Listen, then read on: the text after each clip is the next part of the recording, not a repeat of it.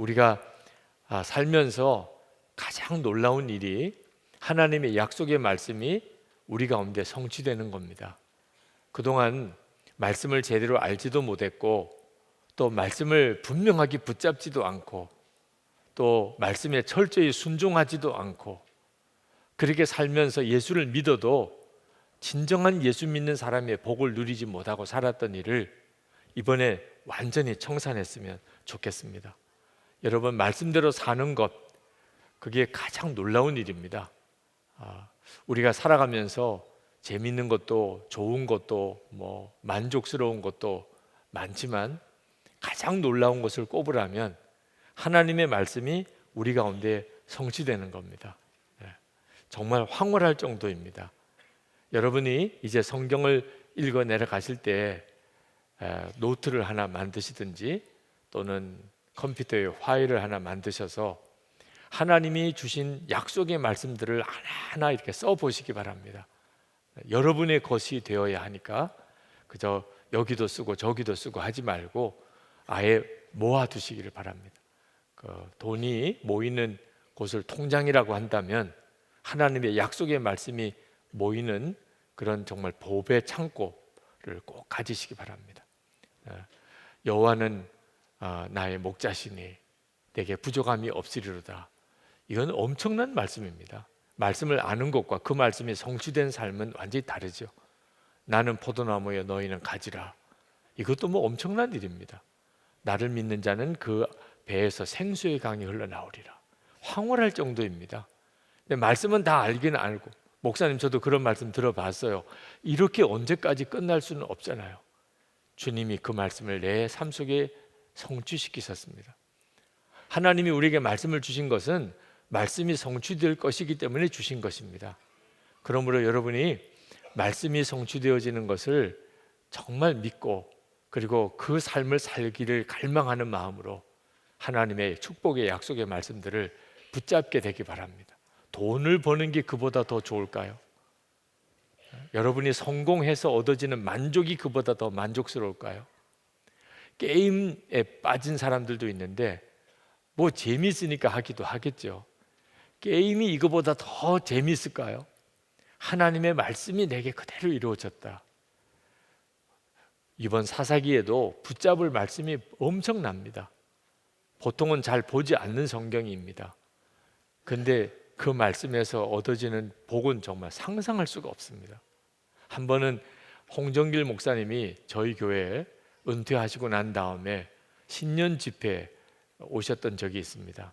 오셔서 아주 깜짝 놀랄 말씀을 하셨어요. 처음 말씀 시작하면서 암이 걸렸다는 것을 알게 됐다는 겁니다. 암 환자라는 거. 그러시면서 하시는 이야기가 하나님으로부터 초청장을 받았다. 그런 조크를 하셨어요. 자기가 암이라는 것을 알고 하나님이 나를 불러 가실 때가 됐나 보다. 그런 이야기를 하시더라고요. 그러니까 웃을 수도 없고 안 웃을 수도 없고 그런 말씀을 하시는데 그때 목사님이 아주 인상 깊은 이야기를 하셨어요. 여러분에게는 기도 준비는 되셨습니까? 신년 집회 때 이야기예요. 여러분은 기도 준비는 되셨습니까? 우리가 보통 송구영신 예배 때 새 기도 제목을 쓰시잖아요. 네, 기도 제목은 준비되셨습니까? 그러시면서 하시는 이야기가 겨우 돈이나 많이 벌게 해달라, 겨우 건강하게 오래 살게 해달라, 그런 정도의 기도밖에는 만약에 없다면 이건 정말 비참한 겁니다. 하나님 앞에 섰을 때 그때 솔로몬이 받았던 칭찬처럼 나는 너가 그런 기도를 해주어서 너무 기쁘다. 그런 기도 제목은 좀 준비가 되셨습니까? 하나님을 깜짝 놀래킬, 하나님을 그렇게 기쁘게 할 그런 기도 제목은 있습니까? 당신이 암 환자라는 사실을 고백하면서 이제 하나님 앞에 갈 때가 됐다는 이야기를 하시면서 그러면서 새해를 맞았는데 기도 제목 제대로 준비는 되셨냐? 그 질문을 하시더라고요. 여러분, 하나님을 정말 기쁘시게 할 기도 제목이 뭘까요? 말씀인 것입니다. 말씀.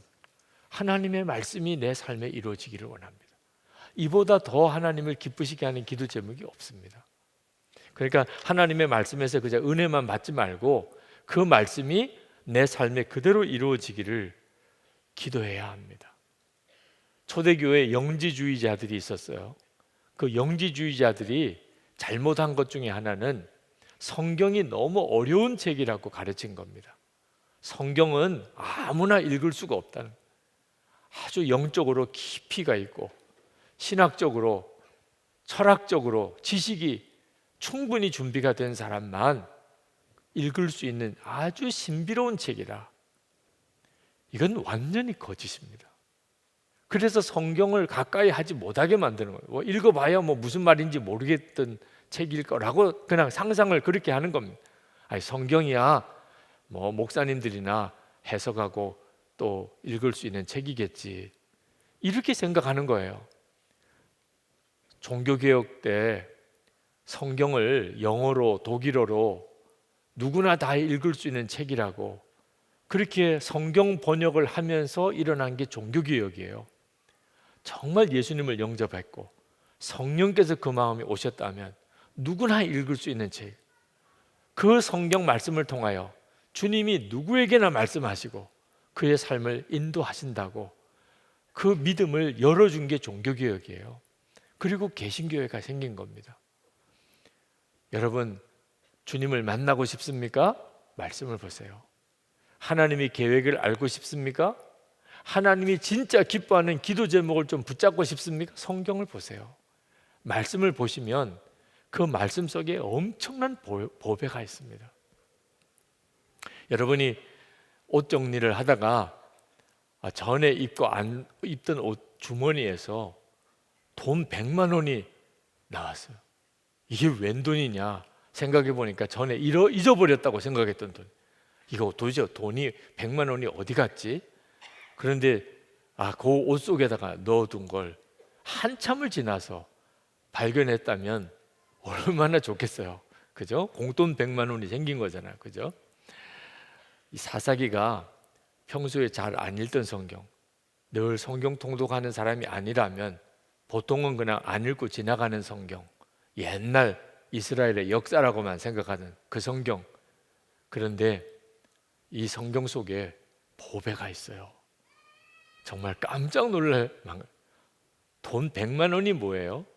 억소리가 나는 정말 억 단위의 돈도 아무렇지도 않을 만큼 그런 보배가 말씀 속에 있어요. 사사기 말씀 기도회 때 여러분이 진짜 보배를 찾으셔야 돼요. 자, 오늘은 사사기 3장에서 보배를 찾습니다. 돈 이야기하니까 정신이 번쩍 드시는 것 같은데 그냥 사사기 3장을 그냥 읽으시면 안 돼요. 정말 여기서 보배를 찾으셔야 돼요. 보배를 찾는 마음으로 사사기 3장을 보세요. 읽어 내려가는 동안 이제 우리 성우가 사사기 3장을 낭독해 주실 겁니다.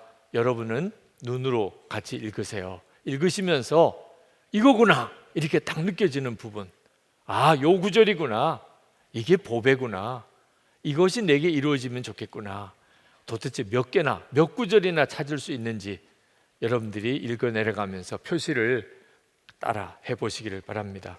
사사기 3장을 읽겠습니다.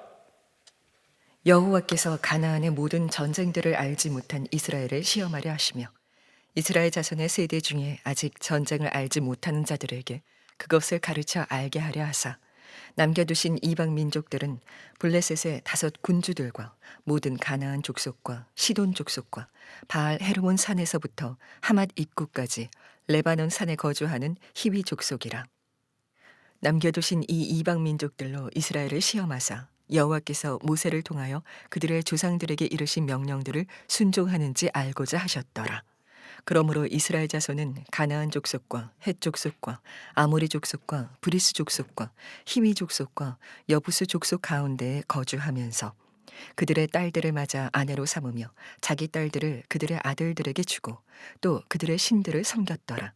이스라엘 자손이 여호와의 목전에 악을 행하여 자기들의 하나님 여호와를 잊어버리고 바알들과 아스라들을 섬긴지라.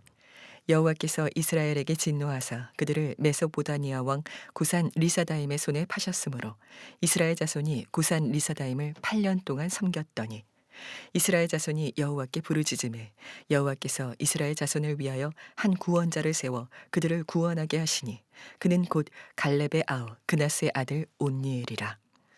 여호와의 영이 그에게 임하셨으므로 그가 이스라엘의 사사가 되어 나가서 싸울 때 여호와께서 메소포다미아 왕 구산 리사다임을 그의 손에 넘겨주심에 온니엘의 손이 구산 리사다임을 이기니라. 그 땅이 평온한 지 40년에 그나스의 아들 온니엘이 죽었더라. 이스라엘 자손이 또 여호와의 목전에 악을 행하니라.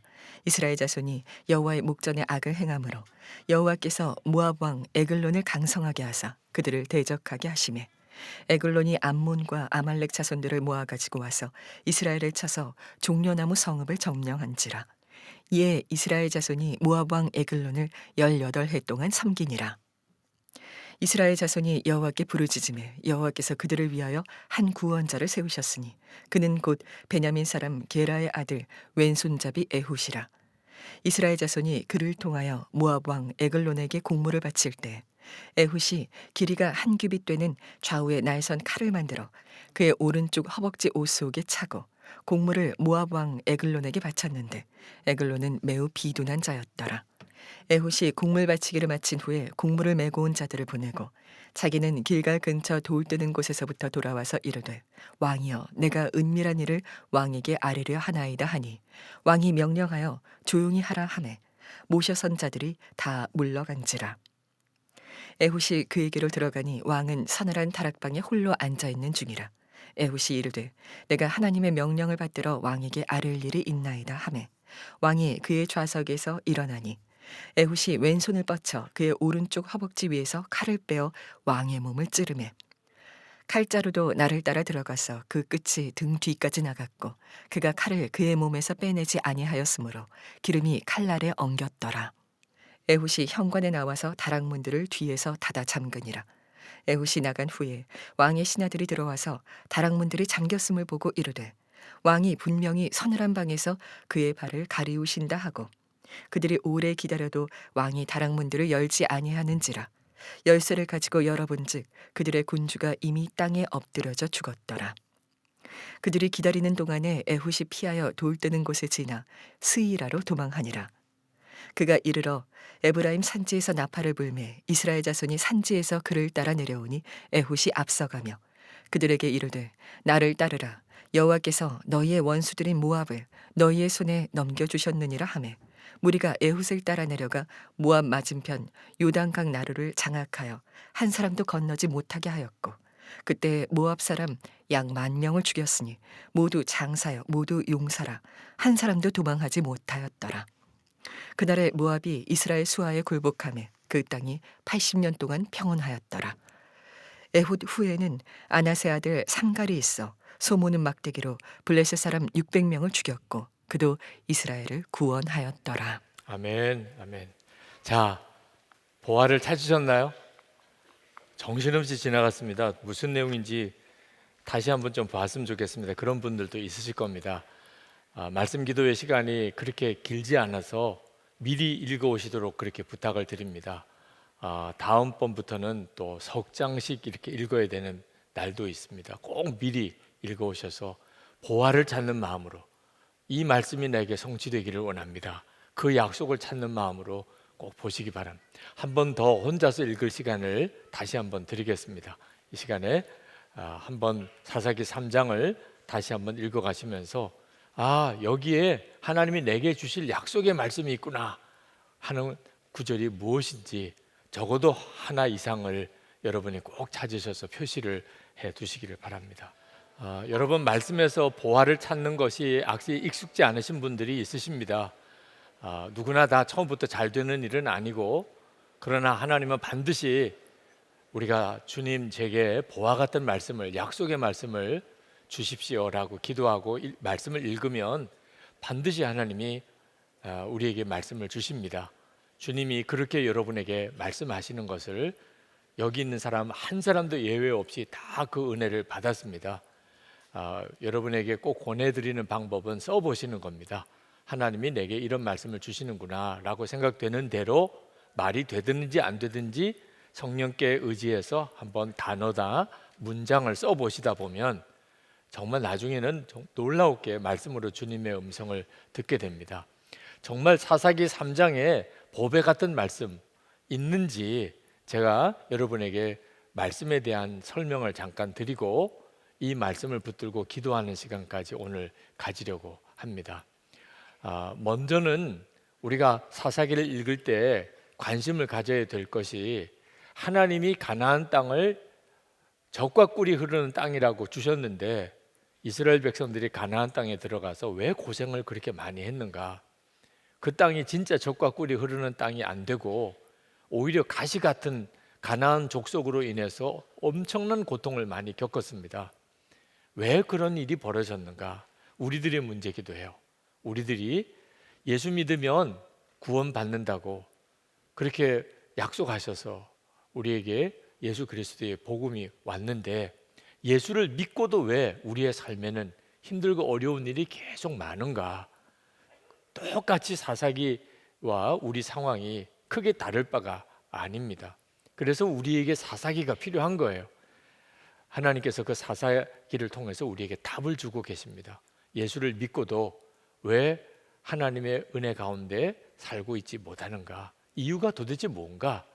또 어떻게 그 답을 얻어야 되는가 하는 것을 말씀하고 계신데 사사기 3장에서도 주님은 그 일에 대해서 우리에게 깨우치고 계십니다. 이스라엘 백성들이 가나안 땅에 들어와서 1절부터 여기 4절까지 말씀해 보면 가나안 족속들을 하나님이 더 이상 제거해 내지 않으시기로 하셨습니다. 이유는 이스라엘 백성들이 가나안 족속을 제거하지 않았기 때문입니다. 하나님이 그냥 남겨두시겠다고 하셨어요. 불순종, 불신앙 때문입니다. 하나님이 철병거를 가지고 있어도 그 블레셋과 가나안 족속을 다 하나님이 제거하시고 그 땅을 주실 거라고 했으면 믿음으로 나가서 취하면 되는데 워낙 그들의 무기가 강하고 하던 결사항쟁으로 안 떠나려고 하니까 나중에는 그냥 그들을 어떻게 해보지를 못하고 내버려 둡니다. 나중에는 힘이 생겨도 내쫓지를 않아요. 그래서 종으로 부려 쓰든지 가나안 문화를 오히려 그들이 받아들입니다. 하나님이 너희들이 이제 그들로 인해서 계속해서 옆구리에 가시처럼 고통을 당할 것이라 불순종과 불신앙 때문에 그냥 내버려 두셨어요. 그렇지만 하나님이 아무런 목적도 없이 그냥 내버려 두신 것은 아니었습니다. 이스라엘 백성들에게 하나님이 유익을 주시려고 하는 뜻도 있었어요. 세 가지가 나옵니다. 이 사사기 3장 1절에서 4절까지 1절에 보면 하나님께서 이스라엘 백성들에게 시험하시려고 그들이 진짜 하나님을 믿는지 아닌지를 시험하시려고 가나안 족속을 옆구리에 가시 같은 존재로 그냥 내버려 두십니다. 2절에 보면은 그들에게 전쟁에 대해서 가르치시려고 하나님이 이스라엘 백성들에게 가나안 족속을 두심으로 인하여 그들에게 전쟁에 대하여 가르치시려고 하죠. 4절에 보면은 그들이 하나님의 명령을 순종하는지를 시험해 보시려고 정말 하나님께 순종하려고 하는 이들인지를 시험해 보려고 그들을 내버려 두셨다고 그랬어요. 그러니까 여러분의 삶 속에 가시 같은 존재가 있잖아요. 이상하게 나를 괴롭히고 힘들게 하는 존재. 왜 하나님이 이와 같은 자를 그냥 내 옆에 내버려 두십니까? 그런 존재가 있잖아요. 연단이 아주 오래 계속되는 연단이 있잖아요. 까닭이 있다는 사실을 알 수가 있습니다. 하나님이 몰라서 내버려 두신 게 아니라는 겁니다. 하나님이 나를 시험하시고 나를 가르치시고 내가 진짜 하나님께 순종하는지를 보시려고 그 가시 같은 존재, 오래된 연단이 있는 겁니다. 그러니 여러분 그 가시 같은 존재나 오래된 연단을 불평만 하면 안 됩니다. 하나님이 살아계신데 왜 이걸 내버려 두시느냐고 하나님을 의심해서도 안 됩니다. 오히려 그 가시 같은 존재로 인하여 하나님께 감사할 믿음이 있어야 합니다. 하나님, 저에게 합격할 믿음을 주십시오.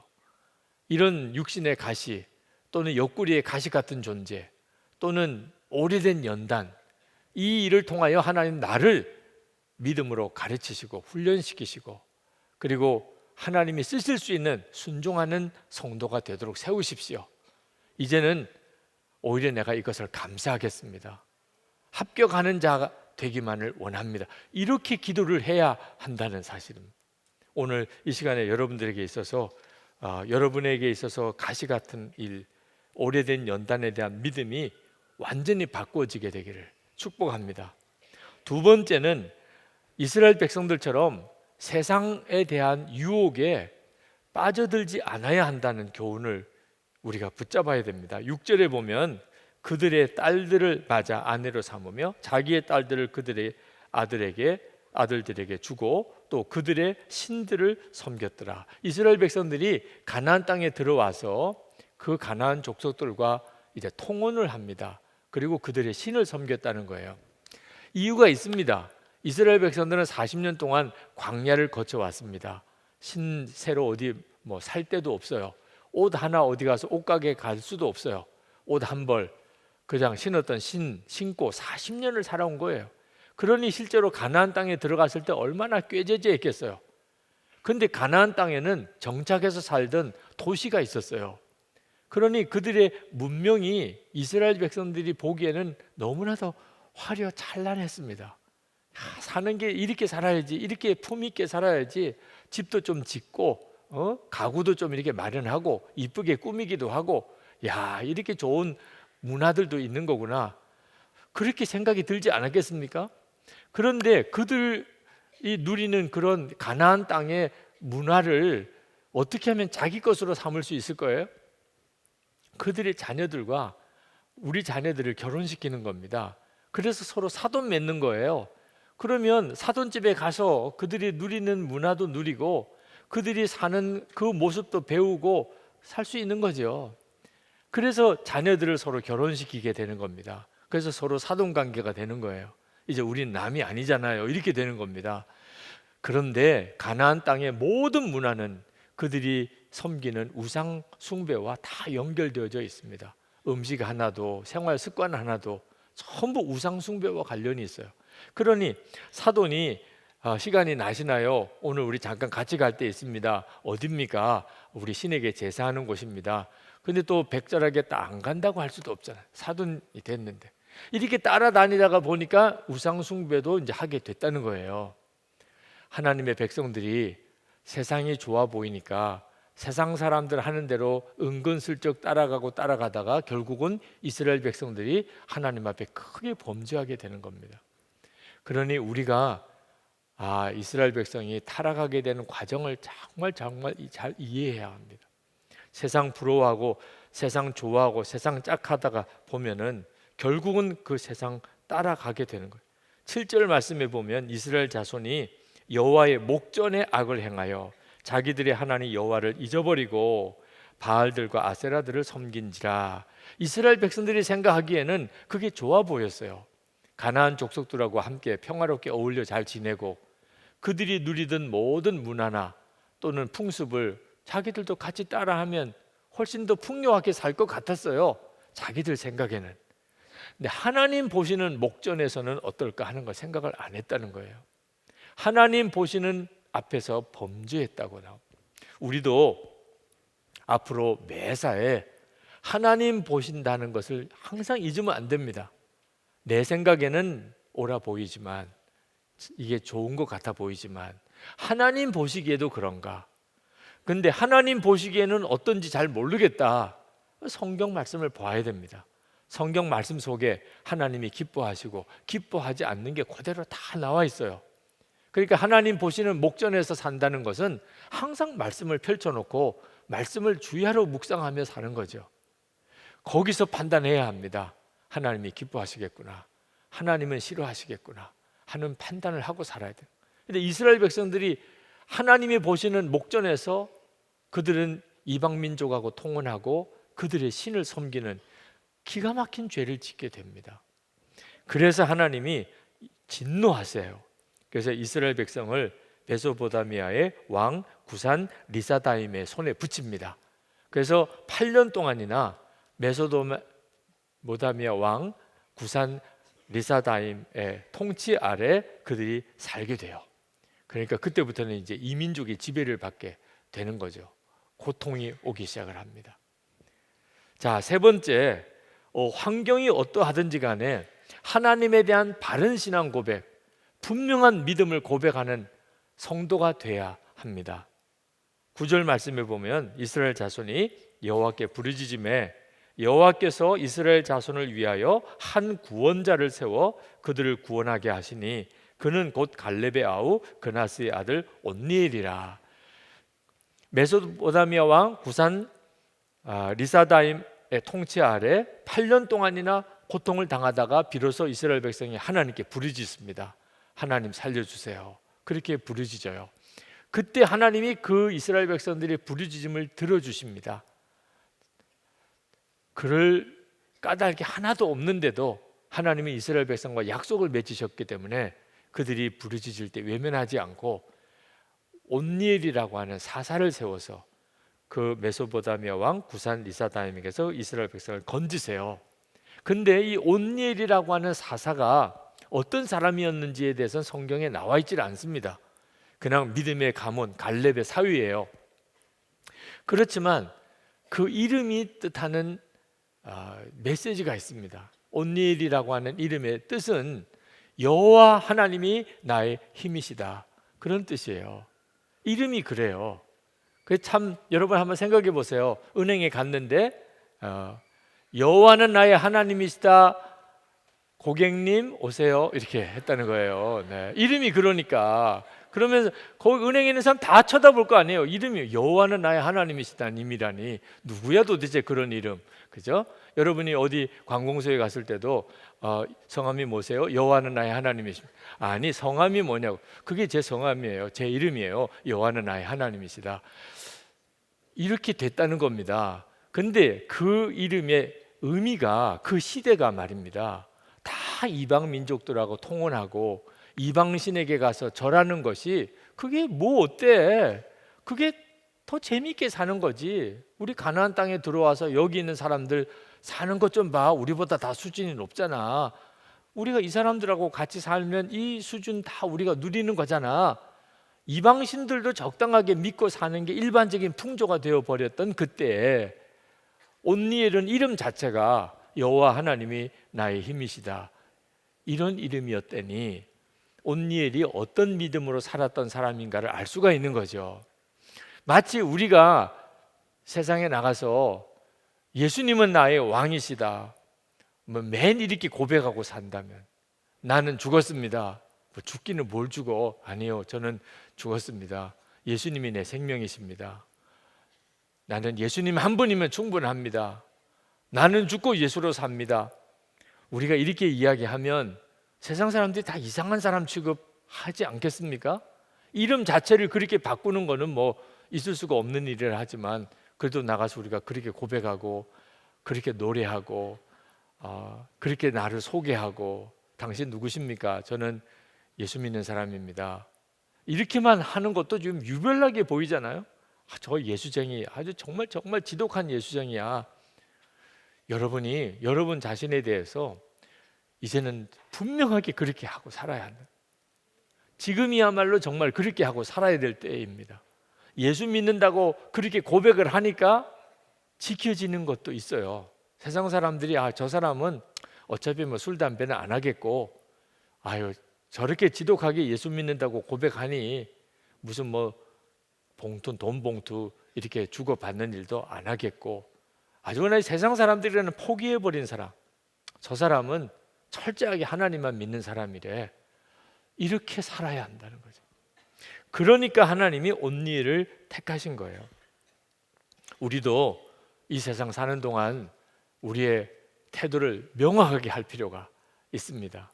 그때 하나님이 하나님의 영으로 함께 하십니다. 10절 말씀에 보면 여호와의 영이 그에게 임하셨으므로, 그리고 온니엘이 나가서 구산 리사다임을 쳐서 이깁니다.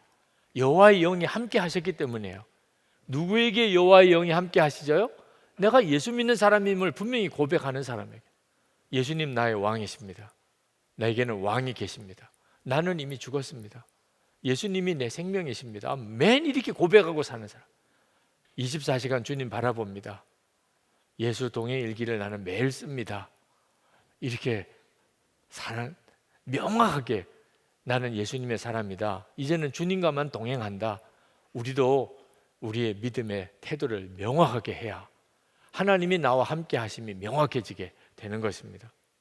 네 번째는, 그래서 40년 동안 이스라엘의 평화가 왔는데 그만 온네일이 죽고 난 다음에 이스라엘 자손이 또 여호와의 목전에 악을 행합니다. 12절에 이스라엘 자손이 또 여호와의 목전에서 악을 행하니라.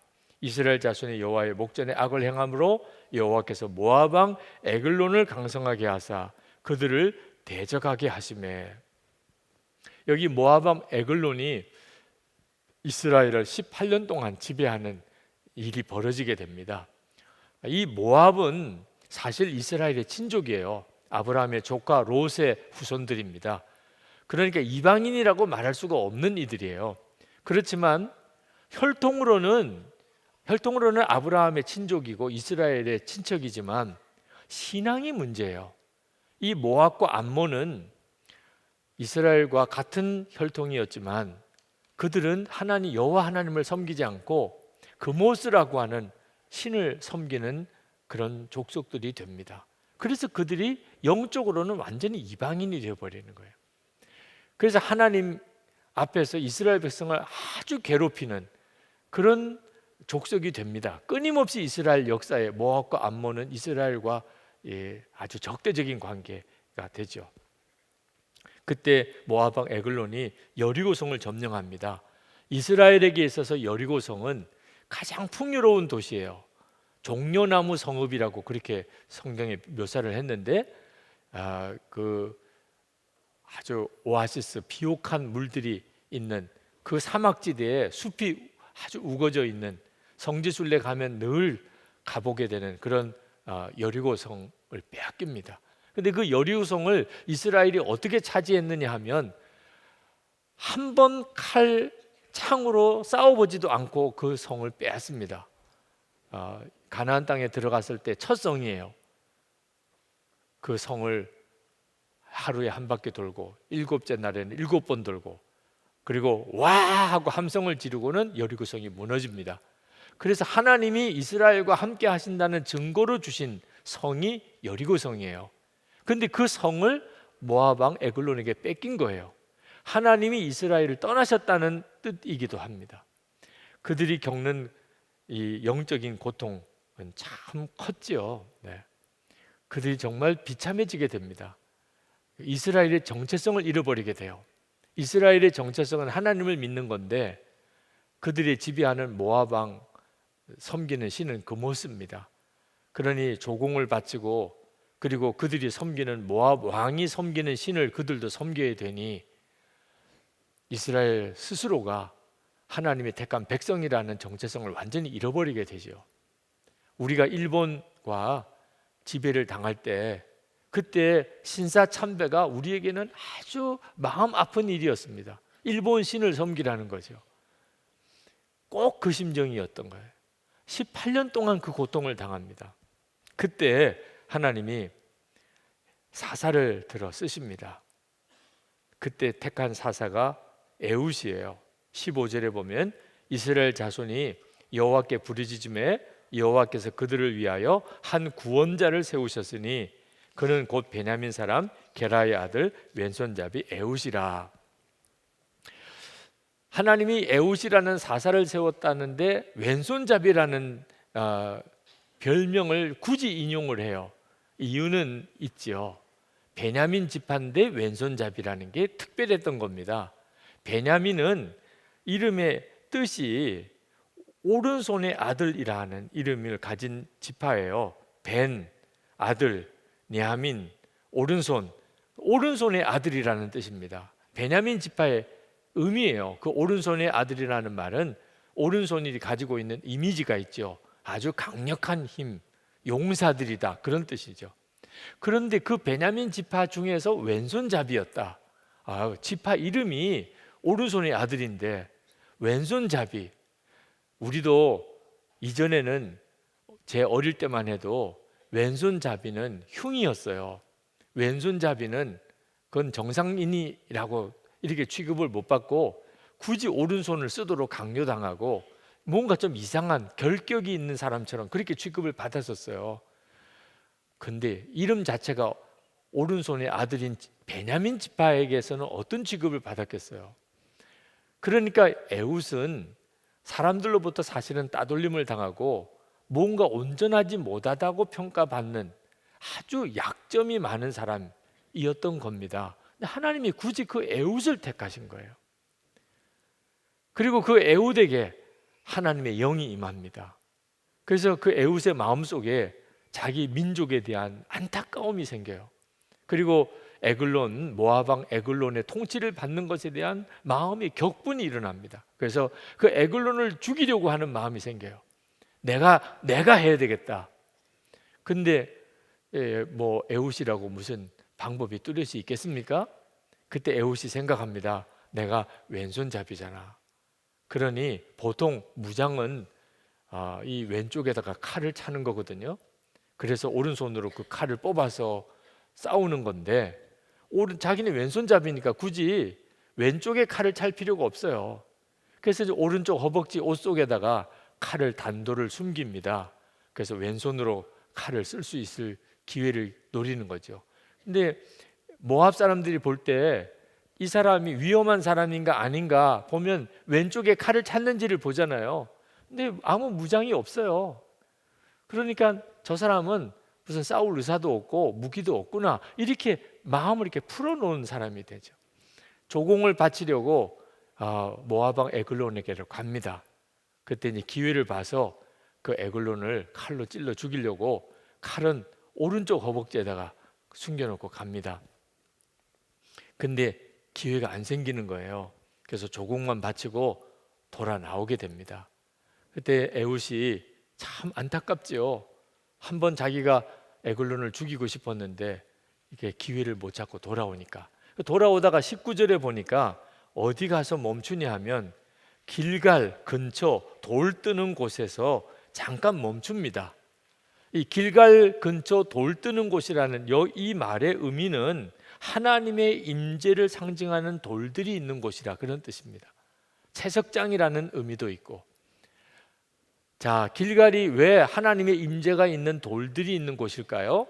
이스라엘 백성이 요단강을 건널 때 그때 여호와의 법궤를 맨 제사장들이 요단강 한복판에 섭니다. 그래서 요단강 물이 마르죠. 이스라엘 백성이 요단강을 건너게 돼요. 그리고 이제 다 건너고 난 다음에 하나님이 지시하십니다. 그 제사장들에게 그 요단강 한복판에 있는 돌들, 물이 이제 흐르게 되면은 그 요단강 밑에 있는 돌들은 누구도 손도 못 대는 거죠. 근데 지금 말라 있으니까 거기에 돌 12를 지파를 상징하는 돌 12를 가지고 나오라. 그래서 길갈에다가 그 돌들을 쌓아가지고 하나님이 우리를 요단강을 건너게 했다는 것을 이제 기억하게 하는 그런 표지석을 만듭니다. 바로 거기에 갔던 거예요. 하나님의 임재가 있었던 곳. 그때 에훗이 하나님은 살아계시구나, 불가능한 일이 없으시구나 하는 것을 다 강력하게 도전을 받았던 것 같아요. 그리고 이 길갈이라고 하는 곳이 어떤 곳이냐면 거기서 이스라엘 백성들이 여리고로 쳐들어가기 전에 할례를 행합니다. 여호와 애굽의 수치가 굴러갔다 그런 뜻이에요. 수치가 굴러갔다. 그게 길갈의 이름이에요. 우리가 지금 모압 왕의 에글론의 지배를 받으며 그모스 신을 섬겨야 되는 이런 참 비참한 상태에 언제까지 있을 수 없지 않느냐. 그래서 에훗이 다시 돌아옵니다. 그러니까 에글론이 에훗이 공물을 바치고 돌아갔는데 다시 오니까 왜 왔냐? 그러니까 제가 이 가는 길에 아주 성소 길갈 돌 뜨는 곳에서 하나님의 신탁을 받았습니다. 하나님이 내게 뭔가 말씀을 하셨는데 왕에게 꼭 드려야 될 것 같습니다. 그러냐? 그러면 하나님이 너에게 뭐라고 말했는데 여기 신하들 없는 데서 왕에게만 말씀드리겠습니다. 신하들을 다 물려주십시오. 그러니 뭐 무장도 없고 뭐 왼쪽에 칼 찬 것도 없고 그러니 뭐 하면 뭐 하겠어. 그래서 신하들 다 물러가라 그랬어. 그리고 이제 에훗이 그 에글론에게 가서 이제 귀에다가 대고 뭐라고 이제 이야기를 하려고 고개를 숙이니까 에글론이 들으려고 이제 자리에서 엉거주춤 일어난 거죠. 무슨 말을 하시더냐. 그때 에훗이 왼손을 살짝 오른쪽 옷속으로 넣어서 거기에 숨겨놓은 칼을 뽑아가지고 일어나서 엉거주춤 숙이고 있는 에글론을 확 배를 찔러 죽였다는 거예요. 무슨 드라마 보는 것 같으죠. 네, 그렇게 됐다는. 하나님이 왼손잡이 에훗을 택하신 까닭이 있었던 거예요. 이렇게 하나님이 쓰실 수 있다는 것. 약점이었고 그게 에훗에게는 늘 좀 수치기도 했던 것조차 하나님은 그렇게 쓰셨던 거죠. 그리고 에글론이 죽고 난 다음에 그 모압의 1만 용사들을 다 죽여버립니다. 그리고 그때부터 80년 동안 이스라엘은 평화가 와요. 이 일이 에훗 사사를 통해서 하나님이 이스라엘을 구원한 내용입니다. 우리에게 주시는 참 귀중한 교훈이 있죠. 약한 점 절대로 부끄러워하지 마라. 못났다고 사람들이 인정 안 해준다고 절대로 그것 때문에 좌절하지 말라. 그 다음에 31절에 또 사사 하나가 나오는데 삼갈이라는 사사가 나옵니다.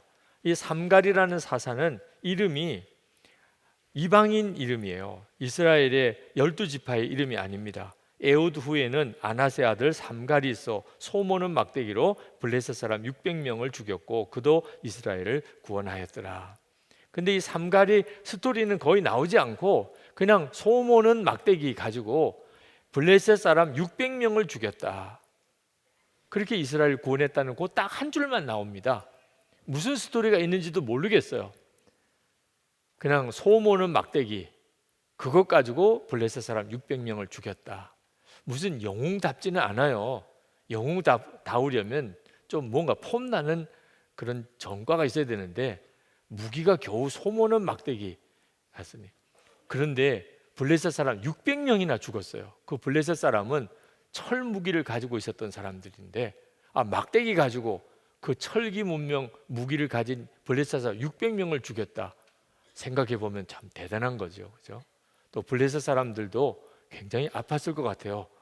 막대기로 맞아가지고 죽었을 정도면 얼마나 심하게 맞았으면 죽기라도 했겠습니까? 하여튼 참 대단한 일을 했던 사람이긴 한데 그냥 한 줄 잠깐 나옵니다.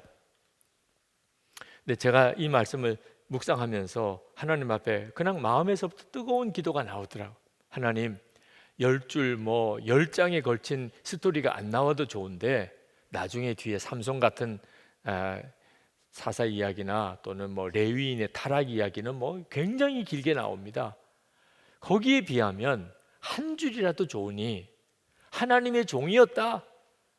삼갈이 하나님의 종이었어요. 하나님의 택한 사사였어요. 그거면 충분하죠. 하나님, 한 줄이라도 좋으니까 하나님의 종이었다는 평가를 받는 인생이 되게 해 주옵소서. 그걸로만 충분하지 않는가? 그런 마음에 감동이 오더라고요. 여러분, 하나님이 이 사사기 3장에서 우리에게 주시려는 메시지는 아주 분명합니다. 약한 거 절대로 탓하지 마라. 세상이 어떻다고 절대로 세상 원망하고 또 세상 탓하지 마라. 여호와의 영이 함께 하시면 너희가 사사다. 온니엘, 사람들은 다 이방신 섬길 때 하나님만 나의 힘이시다. 그런 이름으로 살았어요. 에훗 왼손잡이였지만 하나님이 영으로 감동하시니까 그가 에글론을 죽이고 이스라엘의 80년의 평화를 가져오게 합니다. 삼갈 소모는 막대기밖에 없었어요. 그래도 하나님의 영이 함께 하시니까 블레셋 사람 600명을 죽였다는 거예요.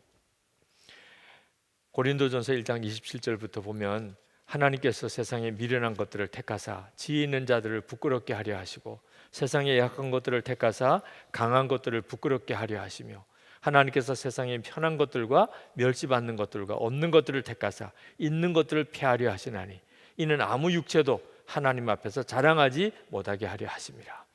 정말 아멘입니다. 오늘 여러분이 진짜 붙잡고 가야 될 말씀, 이제는 약한 거, 못난 거, 부족한 거 십자가에 못 박습니다. 세상이 힘들다, 어렵다, 세상 사람들이 다 악하다, 이제는 그런 말 하지 않깁니다. 하나님이 함께 하시면 아무 상관없습니다. 그리고 주님이 나를 주의 영으로 함께 하셨다는 것 자체로 여러분이 자랑하시기 바랍니다. 사도 바울은 로마서 8장 26절에 이와 같이 성령도 우리 연약함을 도우시나니, 성령이 도와주십니다. 우리 연약함을.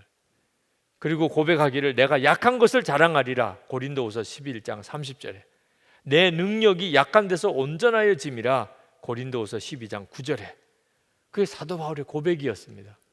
오늘 명확하게 하나님, 제가 이제부터는 내 약한 것을 자랑하고 하나님이 내 약한 것을 도우시고 하나님의 능력이 내가 약한 데서 온전하여짐을 믿습니다.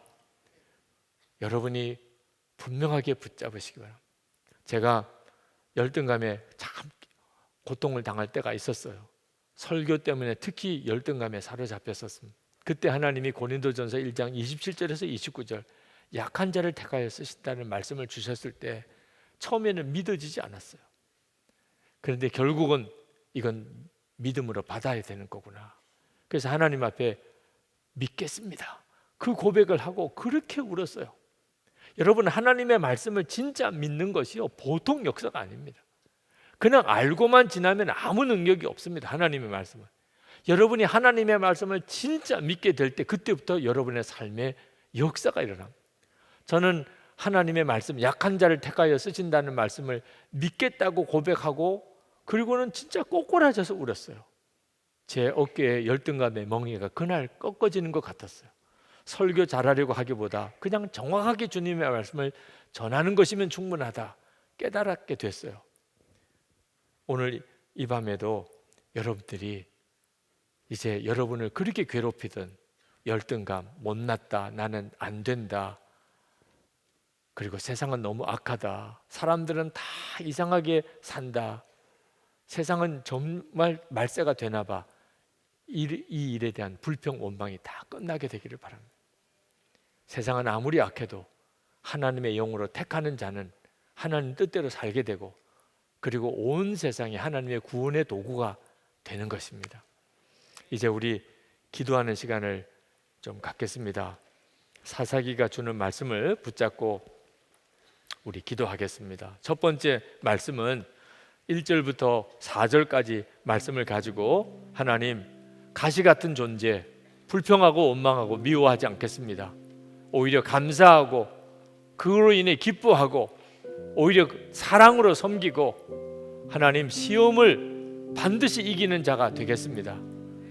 오래된 연단, 가시 같은 존재, 하나님 믿음을 완전히 바꿔 주옵소서. 우리 간절한 마음으로 기도합니다. 은혜와 사랑이 충만하신 아버지 하나님, 놀라우신 하나님의 은혜를 더하여 주셔서 하나님, 육신의 가시, 말할 수 없는 하나님 고통스러운 일들, 오래된 연단, 하나님 우리의 믿음을 시험하시고 우리를 가르치시고 우리의 순종을 하나님 점검하시는 계기로 삼으신 하나님의 계획을 받아들입니다. 하나님, 더 이상 불평하고 원망하지 않겠습니다. 하나님, 세상 탓하지 않겠습니다. 하나님, 사람 원망하지 않겠습니다. 하나님, 어려움 때문에 하나님 한탄하지 않겠습니다. 하나님의 역사하심, 주님의 놀라우신 은혜, 하나님의 계획하심을 정말 믿습니다. 오늘도 하나님 우리를 더욱 이끄시고 하나님 더 만지시고 하나님의 손으로 더 사로잡으시고 하나님 나라, 하나님의 백성들 온전히 되게 해주시기를 원합니다. 아버지, 놀라우신 주님 찬양합니다. 하나님의 크신 은혜 믿습니다. 오늘도 하나님 주의 앞에 나와 기도하는 사랑하는 성도들이 하나님 모든 마음의 슬픔에서 벗어나게 하시고 하나님 역사를 분명하게 경험한 오직 하나님의 기뻐하는 자로 주님 온전히 서게 하여 주옵소서. 주여 믿습니다. 하나님 구원, 하나님 역사하신 주님의 은혜, 하나님 향한 놀라우신 주님 우리를 도와요.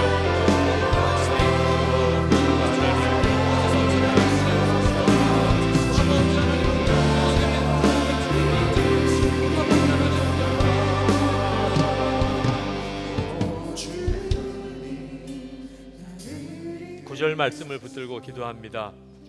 이스라엘 자손이 여호와께 부르짖음에 여호와께서 이스라엘 자손을 위하여 한 구원자를 세워 그들을 구원하게 하시니 그는 곧 갈렙의 아우 그나스의 아들 온니엘이라. 여호와 하나님이 나의 힘이라. 이름 자체가 그런 이름입니다. 하나님, 저도 이 세상 살아가는 동안 예수님 나의 왕이시라. 나는 24시간 주님 바라봅니다. 나는 죽고 예수로 삽니다. 예수님 한 분이면 충분합니다. 이 고백으로 살겠습니다. 이렇게 소문나기 원합니다. 다른 사람이 나를 볼 때 저 사람은 예수 믿는 사람이야, 저 사람은 예수님과 함께 죽었대, 저 사람의 생명은 예수님이래, 이런 평가를 받으며 살게 해 주옵소서. 오직 여기 하나에 내 인생 전체의 승부를 걸게 해 주옵소서. 우리 주여 부르짖고 기도하겠습니다. 주여! 할렐루야. 놀라우신 아버지 하나님, 크신 하나님의 은혜, 하나님의 놀라우신 역사를 찬양합니다. 하나님, 나의 하나님, 온니엘 하나님, 여호와 하나님, 나의 힘이라 분명하게 고백하며 살게 해 주옵소서. 어떤 형편에 예수님 나의 주님이시라고, 하나님 예수님 나의 왕이시라고, 하나님 예수님 한 번 두면 충분하다, 하나님 고백하고 나가게 하소서. 나는 그것이 예수님 나의 생명이십니다. 하나님 그것이 내 이름이 되기를 원합니다. 그것이 나의 자랑이 되기를 원합니다. 하나님 들어주소서. 하나님 사로잡아주소서. 하나님의 은혜로 더욱 하나님 잡아 주시기를 원합니다. 하나님의 능하신 손에 더욱 우리를 사로잡아주소서. 하나님의 은혜 안에 하나님 살게 하소서. 하나님 주 예수님으로 소문나게 하소서. 주 예수님만 증거하게 하여 주옵소서. 하나님의 역사하심이 충만하게 드러나게 하여 주시기를 원합니다. 놀라우신 주님, 은혜로우신 하나님, 참 무한하시는 주님 찬양합니다. 아버지 하나님, 은혜를 들어주시기를 원합니다. 아버지 주님 은혜를 도와주시고 하나님 역사하시고 우리 가운데 더욱하게 주셔서 우리 붙잡아주시기를 원합니다. 오 나의 하나님, 나의 아버지, 은혜로우신 주님, 하나님 우리에게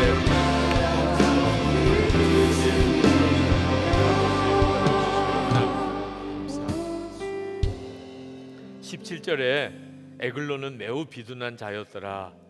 오늘 오전에 이 말씀으로 기도하자고 그렇게 제안하신 집사님이 계셨습니다. 에글로는 매우 비둔한 자였더라. 육신에 살이 많이 쪄서 몸놀림이 날래지 못하다는 뜻인데, 사실은 영적으로 우리가 이런 상태에 빠지지 않아야 된다는 뜻이 되기도 하겠습니다.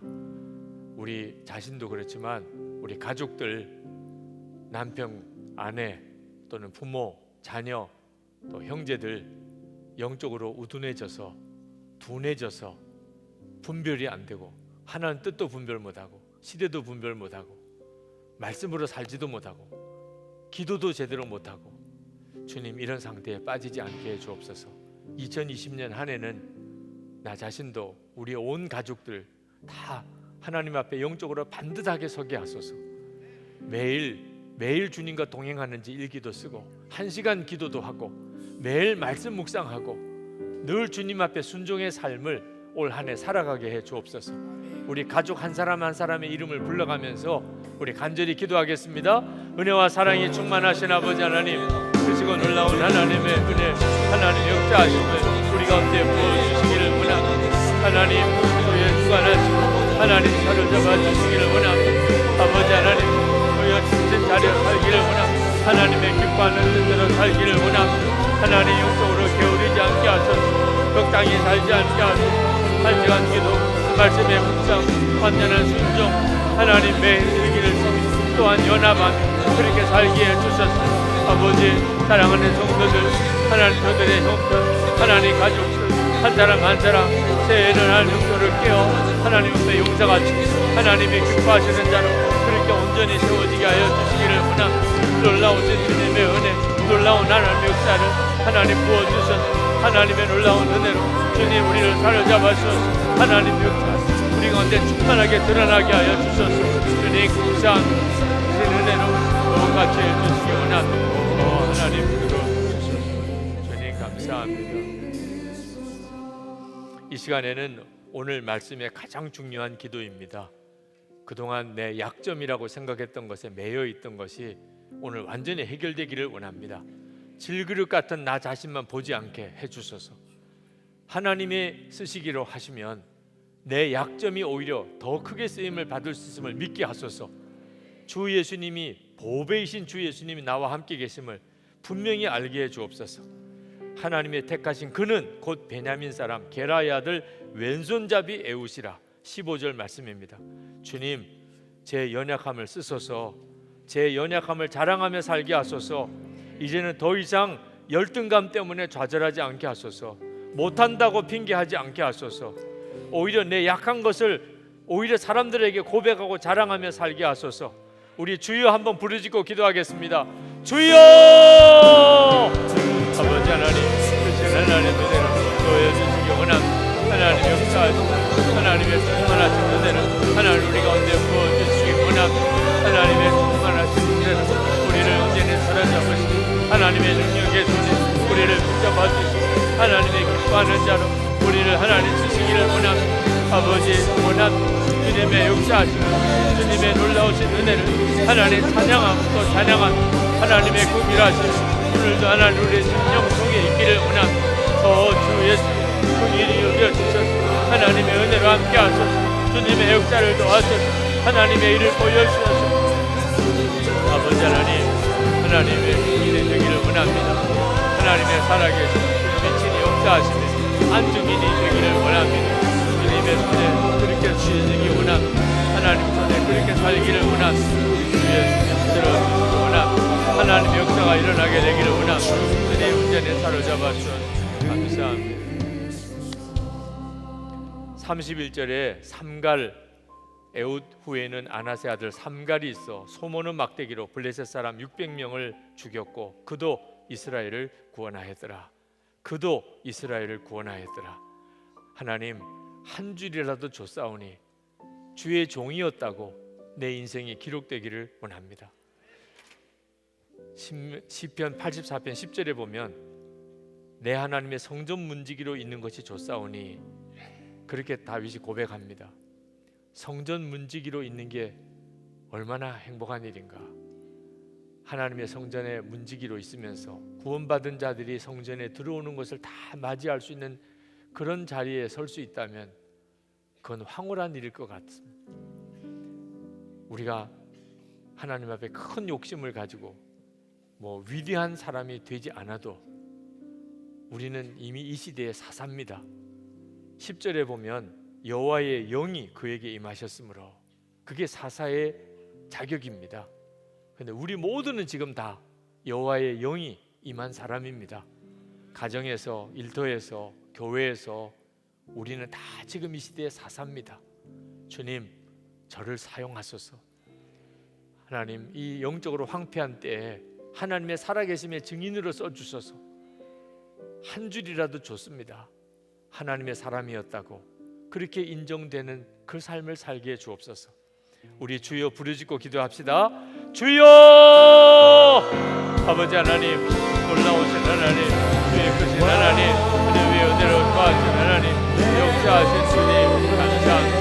하나님의 역사하신 주님의 크신 은혜, 하나님의 놀라우신 역사하신 찬양합니다. 주 예수 그리 되기를 원합니다. 하나님 그리 살기를 원합니다. 하나님 그리 살기를 원합니다. 하나님의 계획, 하나님의 역사하심이 충만하게 드러나게 되기를 원합니다. 아버지, 나의 아버지, 하나님, 크신 하나님, 크신 아버지, 놀라우신 주님, 놀라우신 아버지, 우리를 붙잡아 주셔서 하나님의 손에 우리를 사로잡아 주셔서 하나님의 역사하심이 우리 가운데 충만하게 임하게 하소서. 주의 주님, 놀라우신 주님, 찬양하고 또 찬양한 놀라우신 하나님, 찬양하고 또 찬양한 주님의 역사하심, 주님의 인도한 우리 가운데 놀라우게 임하게 되기 원합니다. 아버지 하나님의 역사하심 우리 가운데 충만하게 임하게 되기 원합니다. 하나님의 긍휼하심 놀라운 하나님의 역사가 우리 가운데 임하게 되기 원합니다. 하나님, 오늘 이 자리에 있는 모든 이들 한 사람도 빠짐없이 하나님의 택한 종, 주님의 쓰시는 종 되게 하여 주셔서 하나님 그리 써주시고 그리 변화되게 하소서. 붙잡아 주시기 원합니다. 놀라우신 주여 은혜를 감사합니다. 오늘 이 자리에 있는 여러분 모두가 다 2020년 또 이 방송을 듣고 있는 모든 이들이 다 이 시대에 사사로 하나님이 택하셨음을 정말 받아들이시기 바랍니다. 내가 이 자리에 있는 것이 그 까닭이구나 믿으시기 바랍니다. 그러려면 이제부터는 형편에 따라 여러분의 삶을 판단하지 마시기 바랍니다. 사사시대 때 이스라엘 백성들은 형편이 좋으면 타락하고 형편이 어려우면 울부짖었던 일을 반복합니다. 그런데 이제 그것이 우리에게는 완전히 바뀌어지기를 원합니다.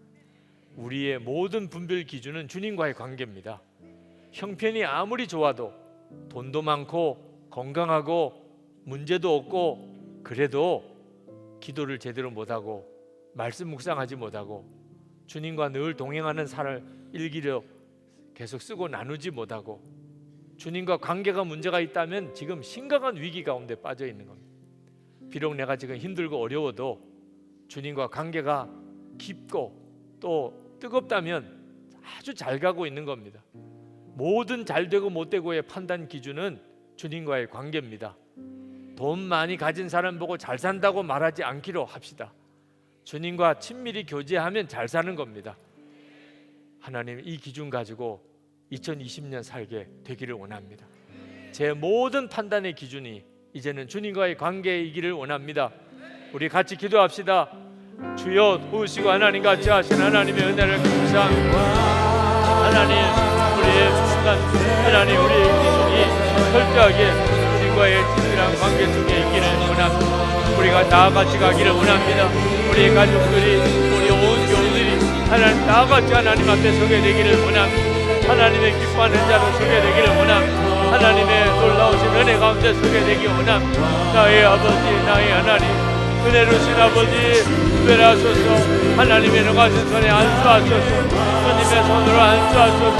하나님 주님의 손으로 안수하여소서. 놀라우신 아버지 크신 아버지 크신 하나님 역사하여소서. 하나님의 놀라운 은혜 하나님 놀라우신 하나님 역사 도와주셔서. 하나님 오늘도 하나님 보신 하나님 역사 충만하신 주님의 은혜 역사 도와여 주시기 원합니다. 하나님 은혜로 함께 하시기 원합니다. 주님의 역사로 함께 하시기 원합니다. 하나님 놀라운 은혜로 함께 하시기 원합니다. 아버지 하나님 주의 나라 하나님 주의 역사하시고 하나님 놀라운 고난을 겪으신 주의 역사하시고 그렇게 살게 하소서. 그렇게 행하게 하소서. 그렇게 나아가게 하소서. 하나님 역사하시니 그렇게 행하게 하여 주옵소서. 주 예수님 놀라우신 아버지 붙들어 주시기를 원합니다.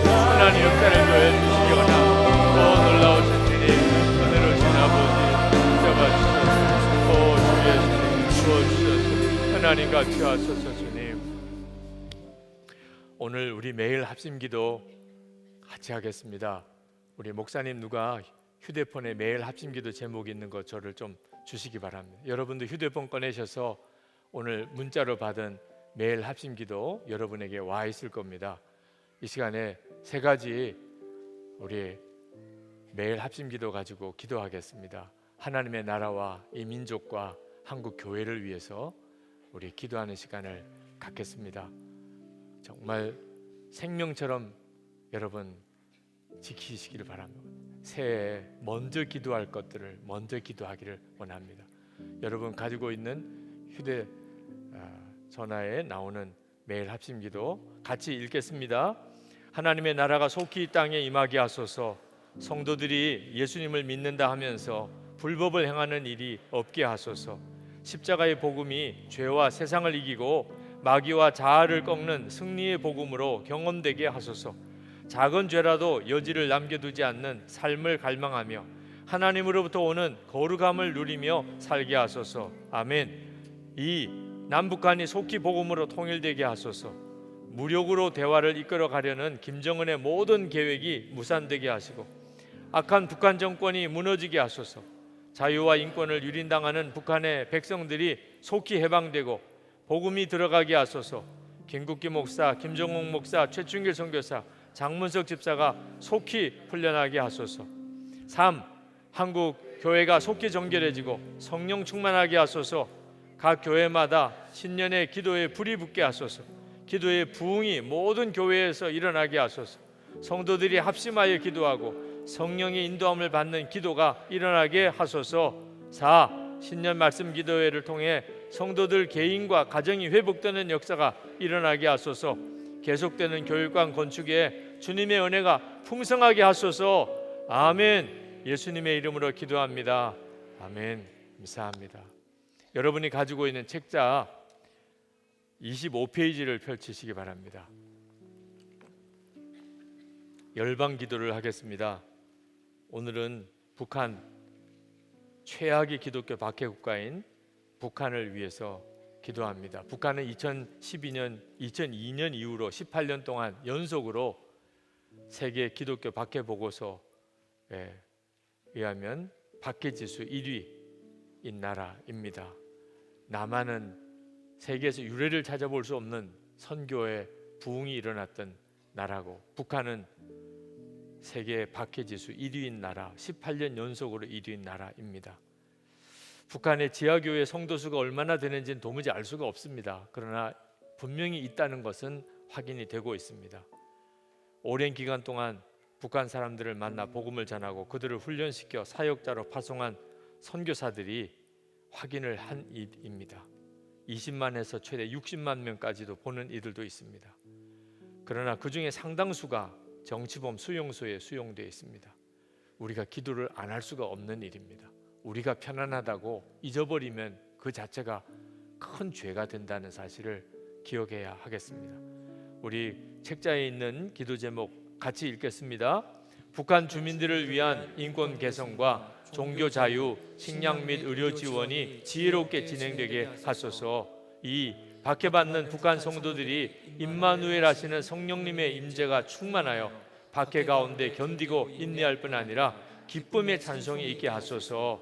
3. 북한에 억류되어 있는 이들이 조속히 석방되게 하시고 탈북자들이 복음의 은혜를 경험하게 하소서. 4. 한국교회가 평화적인 복음 통일을 위한 대가 지불을 결단하게 하소서. 아멘. 이 시간에 우리 북한을 위해서 간절한 마음으로 다시 한번 기도하겠습니다. 할렐루야. 은혜와 사랑이 많으신 아버지 하나님, 하나님의 놀라우고 하나님의 크신 은혜, 하나님의 역사하심을 믿습니다. 하나님의 크신 은혜를 믿습니다. 하나님의 놀라우신 은혜를 믿습니다. 하나님 크고 놀라운 하나님 역사를 믿습니다. 오늘도 하나님 제 앞에 나와 기도하는 사랑하는 성도들을 온전히 주어서 주님 온전히 붙들어서 하나님 온전히 붙잡아서 하나님의 역사가 온전히 드러나게 하소서. 하나님의 일이 온전히 나타나게 하소서. 하나님의 생명의 역사가 온전히 임하게 하소서. 그리고 은혜가 많으신 아버지, 놀라우신 하나님, 아버지 하나님, 북한 땅을 중히 여겨주셔서 우리가 여기서 기도하는 하나님 손을 들고 기도하는 하나님 간절한 마음으로 기도하는 하나님 북한 땅에 있는 우리 믿음의 사람들을 구합니다. 그 땅의 교회를 구합니다. 하나님 그 땅에 하나님 역사가 임하기를 원합니다.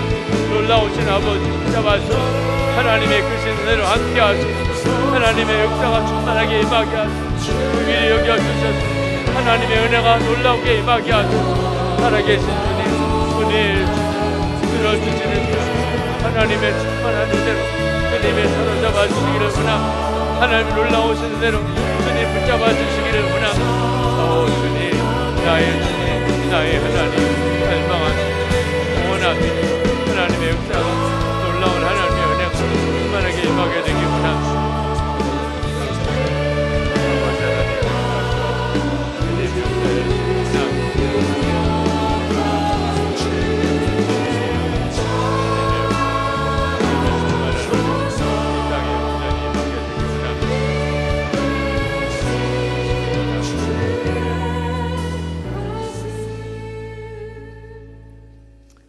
이제 우리 자유롭게 기도하는 시간을 갖겠습니다. 오늘 강단에 올라오셔서 기도하실 분들, 여러분의 인생 전체가 2020년에 말할 수 없이 타락하고 자기 마음대로 사는 것을 좋아하고 하나님을 부정하려고 하는 때에 하나님, 제가 이 시대의 사사입니다. 그렇게 기름 부음을 받으시는 시간이 되기를 바랍니다. 온니엘, 에웃, 삼가리, 오늘 이 시간에 여러분입니다. 그 사실을 주님이 확인시켜 주실 겁니다. 여호와의 영이 그에게 임했다고 했는데 오늘 기도하는 이들에게 주님이 그리하실 줄 믿습니다. 여러분 중에 안수기도를 받기를 원하는 분들은 아랫단으로 내려오셔서 기도 받으시기 바랍니다. 여러분들을 위해서 새해 첫 금요 성령 집회 안수기도회를 아랫단에서 진행을 하도록 하겠습니다. 여러분 기도하실 때 먼저 호주를 위해서 기도를 좀 해주시기 바랍니다. 끔찍한 산불이 지금 호주 전체를 덮고 있습니다. 우리로서는 잘 상상이 안 되는 재앙이라고 합니다. 인도네시아에는 또 말할 수 없는 큰 홍수가 터져 있습니다. 이 나라 지구가 도대체 어떻게 되려는지 그러나 역시 우리의 중보가 필요합니다. 그 땅에 있는 성도들, 교회들도 있고 선교사님들의 기도 요청이 간절합니다. 우리의 교민들도 있습니다. 간절한 마음으로 중보해 주시기를 부탁을 드립니다. 우리 주여 3번 부르짖고 기도하겠습니다. 주여!